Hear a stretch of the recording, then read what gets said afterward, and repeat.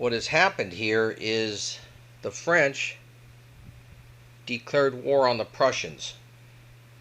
The Prussians called the Allies the Turks. And the Turks had a deal. I had a deal with Prussia that we would do an alliance for political reasons, points only, and not call the Allies. But he chose to not honor that one. And there's a lot of deals here that people say people aren't honoring, but that one's pretty direct, which no biggie. So I refused the call, and I broke that alliance, and I went down 2 political points. Second, now since the Prussians called the ally, the French were allowed to call, and they called the Spanish. Now, I'm not sure why he called the Spanish on that. I think he wanted the Spanish to break the alliance too, which would give the French, if they wanted to attack the Spanish, it wouldn't cost them as much. But Spain decided to honor the alliance and agreed. And then the French also called the Russians, and the Russians answered. So the Russians came in. The French were being blocked by all these territories were controlled by Austria. The Prussians had ceded some to Austria, so he owned every one. The French would not be able to get through Austria because he couldn't declare war on Austria yet. Because of the last peace they had. So what he did was he went to Hamburg and he sailed over here into Prussia, and the Russians attacked. Well, the Prussians quickly surrendered to the French. Unconditional surrender, gave up some miners, 3 miners over here, and whatever deal they worked out. And the French got 5 political points, so he got 2 extra out of it. That left the Russians here invading. The Prussians immediately gathered everything they had and put them like in Posen. The Russians put most of the troops in Warsaw and then spread a couple here, 3 here, 2 here. The Prussians did a good thing, or a pretty cool thing. They were saving, they weren't buying anything. They just kept minimal forces. They saved all the money and the manpower they could. They had 150 manpower. So when the Russians declared war, the Prussians built 75 infantry along with what they had on the board, or already had. So they had a pretty decent sized army. And the Russians were all built up too. And they got in 3 battles. And the Prussians won every battle. So the Prussians were free, because the Prussians had so much, they were up in the dominant zone in political points. They didn't care. And then Russia didn't care because he was getting his butt kicked. So they came to an informal peace. In the meantime, the Austrians declared war on Spain. And you can see right here, the Austrians came down. And what we decided to do at Spain, because Spain wasn't prepared for the invasion. So we just backed him up and retreated. The Austrians chased him down. Now, once this happened, we wanted to fight down here. And I was trying to make a deal with the French. That, look, France, now he was able to declare war in August 1807 on the Austrians. I could declare war. I stood up feudal cores. He could declare war. And as long as we all stayed out of Austria and then just took every minor country that Austria had, Austria wouldn't be able to surrender separately to the French. When you're not in his country, he has to surrender to everybody. And so, and the French kept wanting me to attack. The Austrians kept goading in me to attack. So were the English.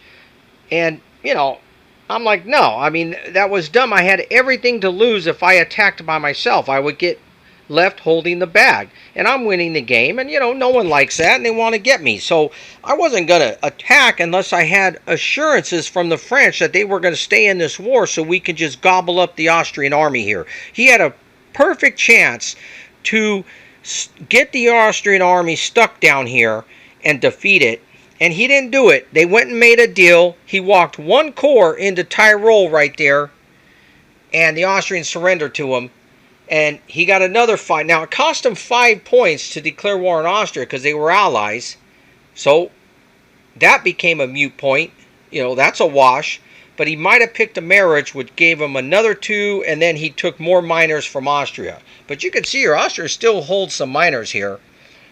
And then they took all of Italy. The Spanish, we ended up going for 2 battles down here. And the Spanish lost them both.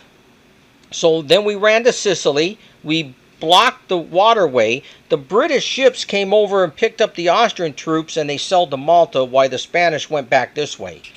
Now, we couldn't reach a port here. I wanted to go to one of these ports so we can come back right away. We couldn't. The French player took it upon himself to move the Spanish fleet into this sea zone. I didn't really like that. I would have rather put them here. And then when the land movement came, I took it upon myself right away, and I said, put the Spanish troops in Cartagena. And everybody's like, wow, what's he doing that for? It's like, I love it when they don't have any clue what I'm doing, because that's part of the game. Because the experienced guys sit there and they go, oh, well, he should be doing this. It's almost like the game should be routine and you should do certain things. And, you know, I don't fit that profile. I'm just here to try to win this game any way I can.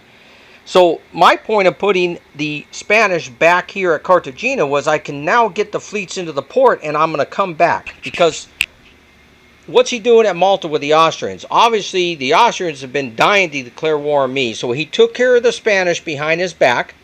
You know, that was a good move. That was the way to go. Get rid of the Spanish behind their back. He got rid of the French behind their back. These two have been kissing buddies the whole time. And the Prussians are like, the English and the Austrians are just using the Prussians as like their own army. It's really unbelievable. But the Austrians are really doing all this fighting for the English. You know, we invaded the English. Okay, I don't know what the English ever did for Austria, but he just won't let them go. And now the English are talking the Austrians into doing all kinds of stuff. They want the Spanish to surrender and get rid of the Spanish fleets. It's like all kinds of crazy stuff. And it's like, no, why would the Spanish surrender? If you want the Spanish surrender, go over there and get them. So that's why we ran. And obviously he went to here. He can't even reach Spain from here right now. So Spain's not even threatened. So we're going to be loaded up here. He's loaded up here. He's obviously can come this way. He can reach Alexandria. And of course, you know, that's what he wants. He wants the Egypt stuff here. You know, right? No biggie. They want Egypt. You know, he can also reach this area here, but, you know, I can bring like 80 factors to bear. He has like 47 factors. I can bring 80 to bear right there, and it's like, I'll fight him there. I also have it set up. As you can see, I'm putting stuff down, and it's December. It's actually the end of the December. So on my levy step, I'm standing up the rest of my feudal corps, and I'm getting them ready to send some this way and some this way. I can bring 60 factors to fight down here. If he lands here, I'm going to fight him here. I'm going to use my ships to blockade his supply, because the British can't declare war on the Turks or the Spanish till August 1808.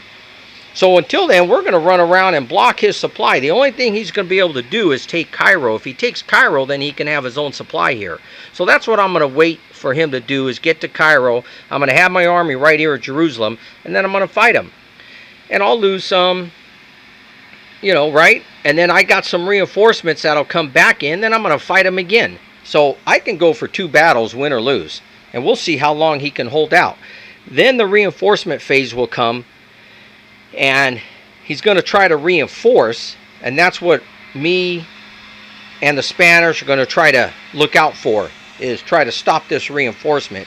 And only I will be able to reinforce. So we'll see how that goes. Also, the French are letting us use 2 of his fleets to help transport Spanish troops. So what I've decided to do, the whole group here, when they're together like this, he can only move four sea zones. That's kind of weak. So what I'm doing here is I'm going to spread out the Spanish, and we're going to go to like here, here, here, and maybe even here.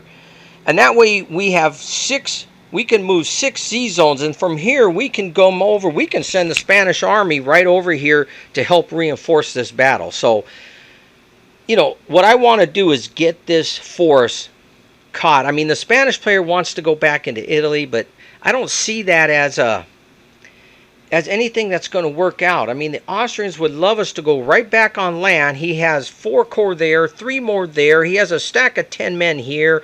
They can just come in and surround whatever the Spanish put here and defeat them again. And I won't be able to help. And let me tell you why. If I was able to move this force this way and help the Spanish, then I might consider it. But I can't, because the Prussians are coming down here, since they made this peace, with 4 Prussian corps to deal with me. That's why I can't go this way, have the Austrians jump around this way, and the Prussians join them. Then I'm way out of position. I can't do it.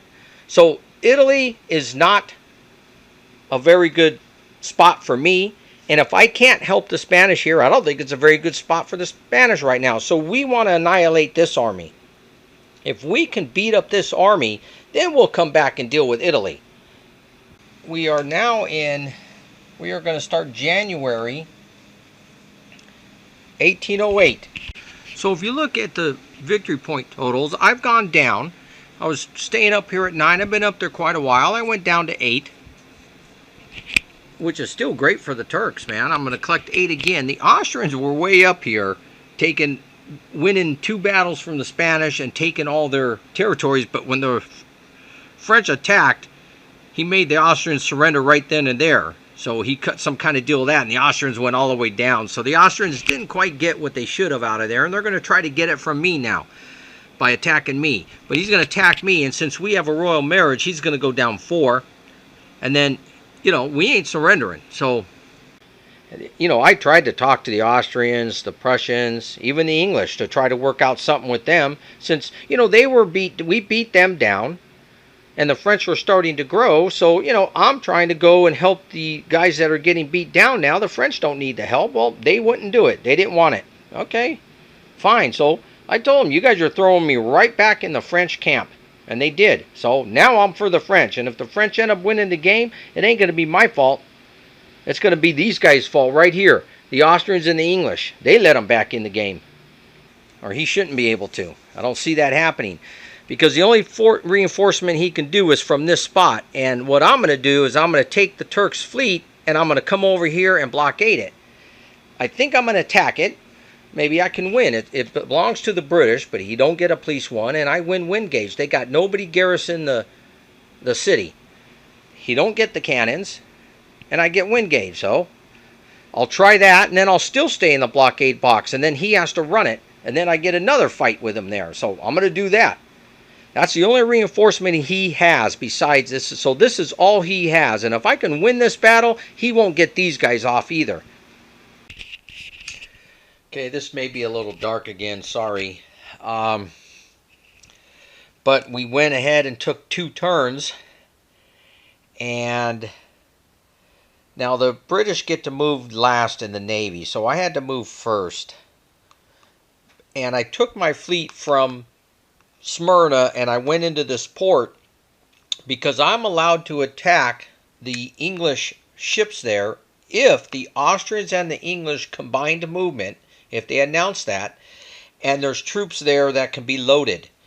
And the rules state I can. So I went there and I attacked the Danish fleets he had there. And I rolled a 2 and he rolled a 5. So I lost the battle. I lost the political point. England gained 1. But it was worth a try. I destroyed 2 fleets. He destroyed 4 of mine.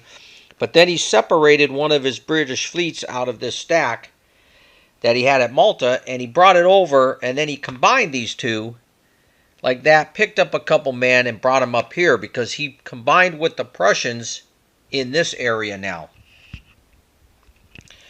So then he took this stack. He had nowhere really to go with them, and he went to Alexandria. Over here, I condensed my forces here. I didn't commit. I did build a corps and took 5 men Alexandria and moved them to Cairo and put the corps there. And he took Alexandria, and, you know, again, he's all, oh, I thought I was going to fight 10 men and, you know, fight a couple turns there. You know, I don't care. Alexandria is not the key. The goal, I have to keep this in my mind too, whether if he don't, it doesn't matter. He needs Cairo and or Constantinople. That's what he's after, and that's why he declared war. If he don't get those, he ain't doing nothing. And he went here, he got Alexandria. I ain't going to stop him for that. I came over, after I'd moved my Janissary Corps over to Jaffa, I came here in the second turn and blockaded this. He cannot supply this. That's why the British are out here in this depot supplying this force. He can't move off the coast unless he wants to forage. And if he wants to do that, he's going to lose some men at that. He's going to lose some men when we fight in our battle. He won't be able to reinforce this if I have this blockaded. He's not doing well here. So here we are in the third turn, and we're going to start. And I took the Spanish. One turn, I took the fleets, loaded up cores, and I brought them this way. And Ragnar didn't like that because the Spanish player happened to leave the game. He had to go, and he told me that I can do his moves. You know, and all this was previously discussed. But, you know, I told Ragnar, I go, yeah, Spanish are coming back in it. So the Austrian player didn't like that when the entire game, the Austrians and the British have been using the Prussian player pretty much, you know, everything they wanted to do, because the Prussian players, you know, in agreement that, hey, whatever you guys want to do with my army, go ahead. And he's disengaged in the game. So it's allowing them to do whatever they want with the Prussians. And then I do one thing with the Spanish here, and he didn't like it. So I like that he's not liking the way things are going. He's not happy with what's happening here. He's not happy with the Spanish coming back. Then he requested, after February, I mean, we've done January, we've done February, we're going to start the March 1808 turn. And he said, hey, I got to go, you know, I got to give us time to discuss what we're going to do further. So I really liked that his plans weren't coming to fruition, and he had to go back to the drawing board. So here's where I'm at now. You know, I don't like to give them the initiative and me react to what they're doing. I like to keep them off guard. I know the French player probably and the Spanish want to just take their Spanish corps and go unload in Italy. But that's exactly what the Austrians want us to do. They just want us to fight in Italy. Italy is not the prize here. Even to the Spanish, it don't matter right now. We got time to go into Italy. The prize for them is Cairo and Constantinople. So I'm going to keep these ships loaded with these men. I'm going to move them closer in this area. We're going to land all in this area. That way we can take the Spanish next turn and go to Constantinople. We can go back to Italy, anywhere we want. But we're not going to show our hand. We're still going to show our ships loaded. He's going to still show his loaded. I don't know where he's going to go, because it's an eco phase coming up. I don't think the British are going to spend $25 and keep their entire fleet out in the water somewhere. The Prussians are like in third place. I really, you know, yeah, I'm really baffled with the Russians declaring war on me. That one I absolutely don't get. He broke an alliance. We had a good Tres Hombres alliance going here against these three, and the new Russian player just didn't go with it. He got his butt kicked in Prussia, and now he broke the alliance with me. He spent 5 political points to declare war on me, and I'm trying to deal with him and ask him what he wants, what's he doing. I mean, he's got the Austrians and Prussians already going to knock me down in political points. What's he going to get out of it? If I surrender to him, it's a wash. He may get a marriage. He gets third pick when I surrender, because these other two get first pick.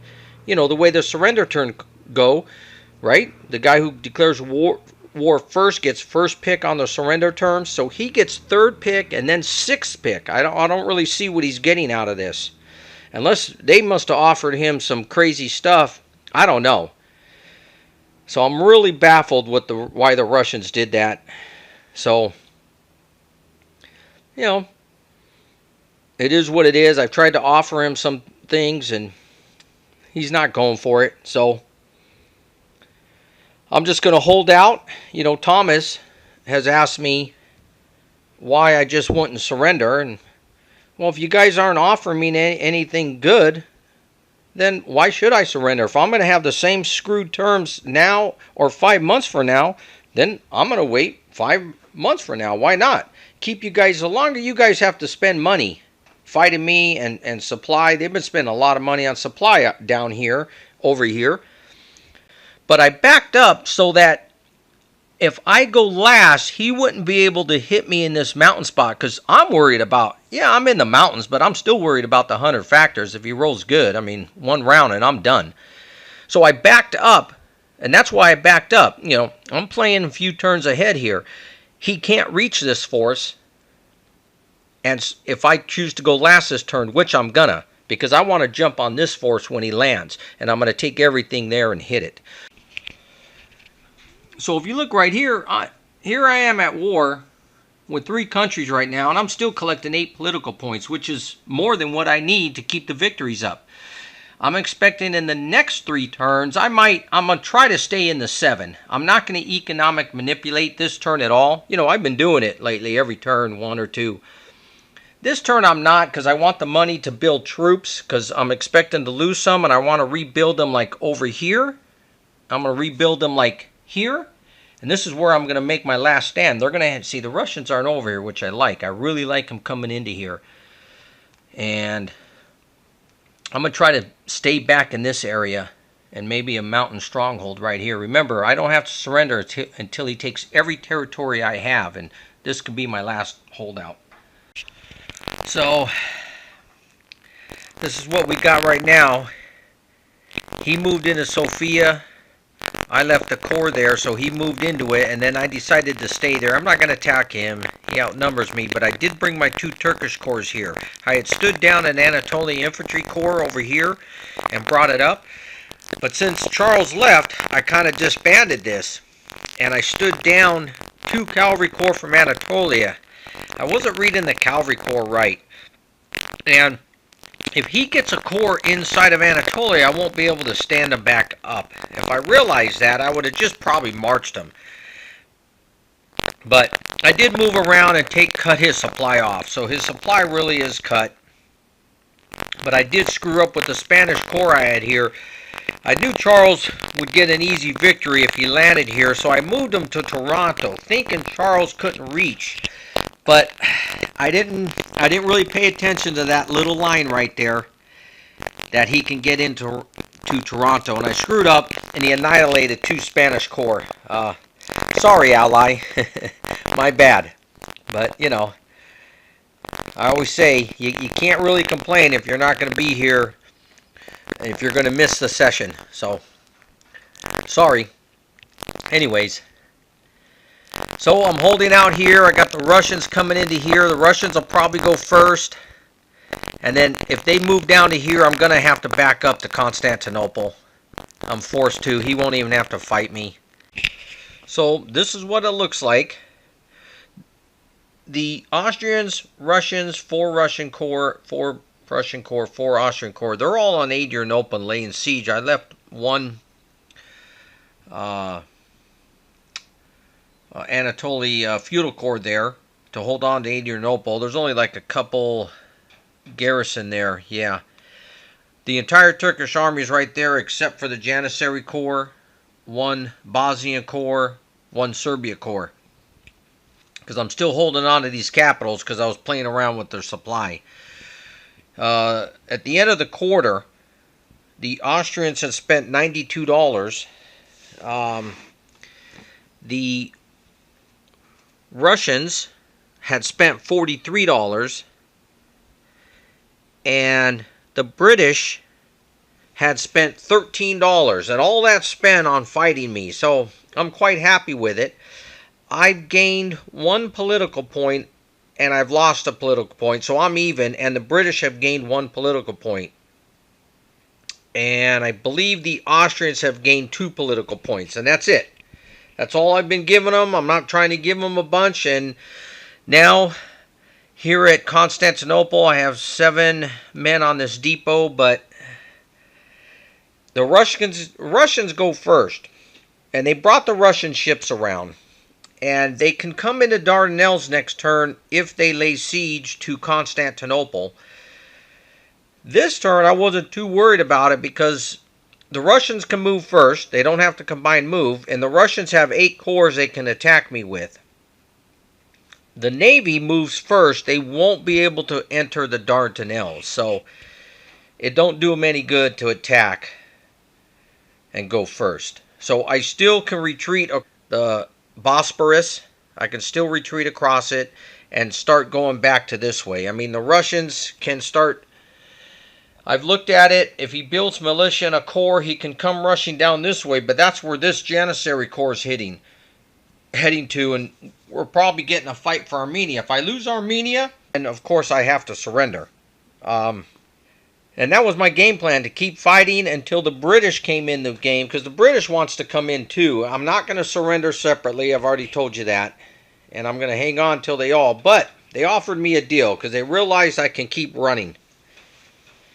They realized I backed up to Constantinople because the Russian ships were coming and they weren't going to trap me there.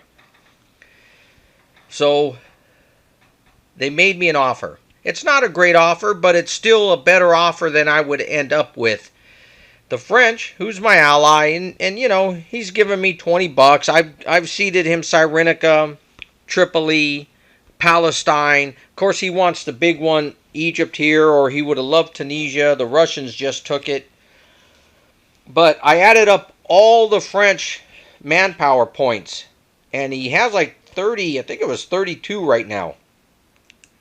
At the end of the game, he gets to add those onto his victory point total. So that's the way we're looking right now, because the Prussians and the Austrians and even the Russians broke their alliance with the French. Now they're all going to go fight the French, because he is back on the dominant table and he's going to start collecting a lot of victory points.